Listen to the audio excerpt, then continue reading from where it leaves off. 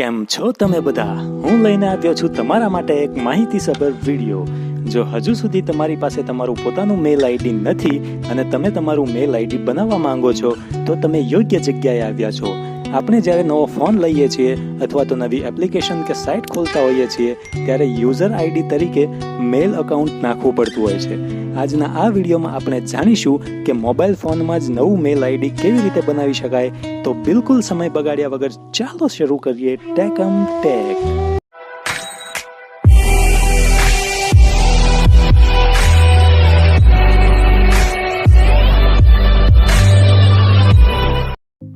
સૌથી પહેલાં ક્રોમ બ્રાઉઝરને કરી લઈશું ઓપન. ત્યારબાદ સર્ચ બોક્સમાં લખીશું જીમેલ અકાઉન્ટ અને કરી લઈશું સર્ચ. હવે આપણી સમક્ષ જે જુદી જુદી વેબસાઇટના સજેશન આવ્યા છે એમાં જે સાઇટના છેડે સાઇન અપ લખ્યું છે એના પર કરી લઈશું ટેપ. ત્યારબાદ આ પ્રકારનું પેજ ખુલશે. એમાં અહીંયા તમારું નામ લખવાનું છે, એની નીચે તમારી અટક. હવે આ બોક્સમાં ખાસ ધ્યાન આપવાનું છે, અહીંયા આપણે જે લખીશું એ આપણું આઈડી બનશે, એટલા માટે આજીવન યાદ રહે તેવું આઈડી પસંદ કરવાનું છે. ત્યારબાદ નીચેના બોક્સમાં પાસવર્ડ પસંદ કરવાનો છે. પાસવર્ડની પસંદગીમાં ABCD અને સંખ્યા બંને આવે એ રીતે પાસવર્ડ પસંદ કરવાનો છે. એની નીચેના બોક્સમાં ફરીથી એ જ પાસવર્ડ દાખલ કરવાનો છે.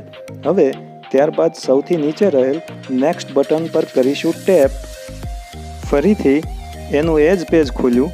અહીંયા ભૂલ બતાવે છે કે આપણે પસંદ કરેલ યુઝરનેમ અગાઉ કોઈકે પસંદ કરી લીધું છે, આથી આપણે યુઝરનેમ બદલી નાખીશું અને આપીશું નેક્સ્ટ.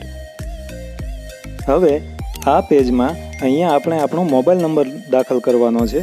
મોબાઈલ નંબર ન નાખીએ તો પણ ચાલે, પરંતુ ભવિષ્યમાં જ્યારે પાસવર્ડ ભૂલાઈ જાય ત્યારે પાસવર્ડની રિકવરી માટે મોબાઈલ નંબર નાખ્યો હોય તો સારું રહેશે. એની નીચેનું બોક્સ ખાલી રહેવા દેવાનું છે. એની નીચે આપણી જન્મ તારીખનો મહિનો, દિવસ અને વર્ષ દાખલ કરવાનું છે. ત્યારબાદ એની નીચે આપણી જાતિ એટલે કે સ્ત્રી, પુરુષ કે અન્ય પસંદ કરવાની છે. ત્યારબાદ આપીશું નેક્સ્ટ. હવે મોબાઈલ નંબરને વેરીફાઈ કરવા માટે આપીશું સેન્ડ. ત્યારબાદ આપણા મોબાઈલ નંબર પર એક OTP આવશે.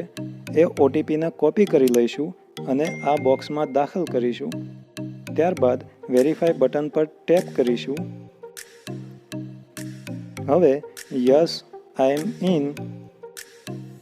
ત્યારબાદ સ્ક્રોલ કરો, નીચે જાઓ, આઈ અગ્રી પર ટેપ કરો. પ્રોસેસ થઈ રહી છે. Okay, done. વેલકમ ટેકમ ટેક. લો, બની ગયું આપણું જીમેલ